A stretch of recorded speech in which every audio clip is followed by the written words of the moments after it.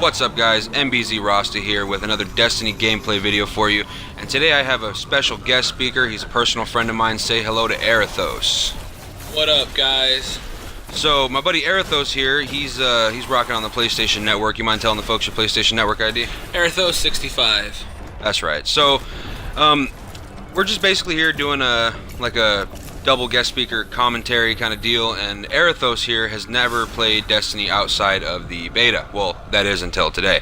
So you mind telling the folks what you thought about the game? I thought it was great. Polished, fluid. I had mentioned this during my gameplay video while I was gameplaying that I got kicked a lot during the beta. I didn't get kicked at all. It was nice. The Vanguard strikes, I guess side missions or whatever you call them, those were a lot of fun. Definitely better to get my skills back up. You know, I hadn't played a first-person shooter for a long time, so it was good to get that warmed up. I didn't get a chance to do the Crucible. Maybe next time I can do something more competitive, but overall it was a really enjoyable experience. That's right.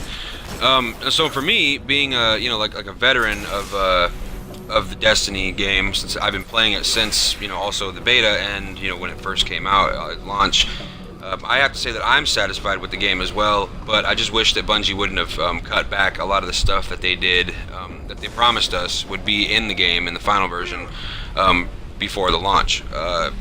Such as like one of the things that I kind of wish they would have kept in was the fact that you can summon your ghost for light, as opposed to the game assuming you need it and then just summoning it for you. That's one of the things. I don't know. It's just little things like that that kind of just irk me a little bit.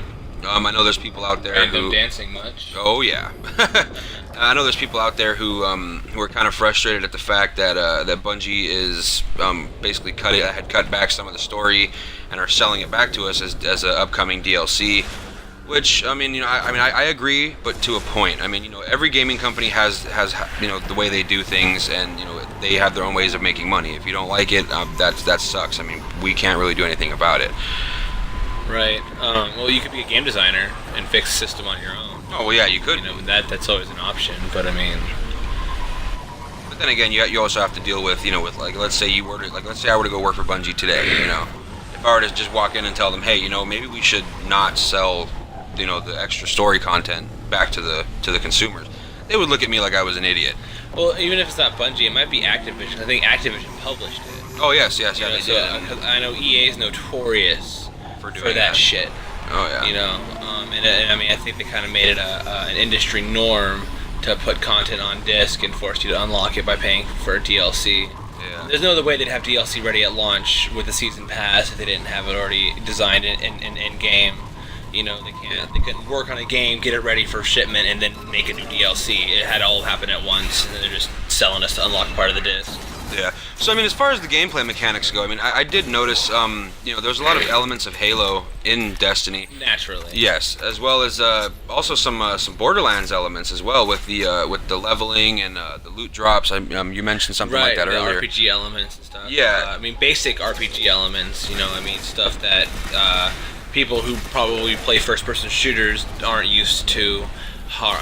In-depth RPG elements, so this is a really nice way to give you customization, but not make you feel overwhelmed. Exactly. It's not like a hey, we're just gonna give you complete freedom to do whatever you want. But it's like the sphere grid in Final Fantasy X. Yeah, exactly.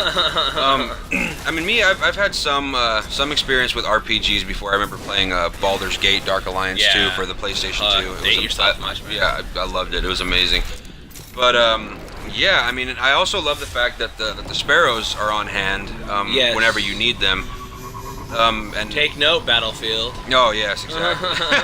Yeah, it's very convenient to have a Sparrow on hand whenever you need to travel long distance and then have to hunt down a vehicle on the map. I remember in Halo and Battlefield, people would take the vehicles at spawn and you would never see them again. Yeah. So. Unfortunately, that's all we have time for today, guys. I hope you enjoyed the video. If you did, drop a like and a subscribe if you haven't already. And make sure to hit my buddy Aerithos up on PlayStation Network. Again, his PlayStation Network ID is Aerithos65, and I'm Aerithos6 on Twitter.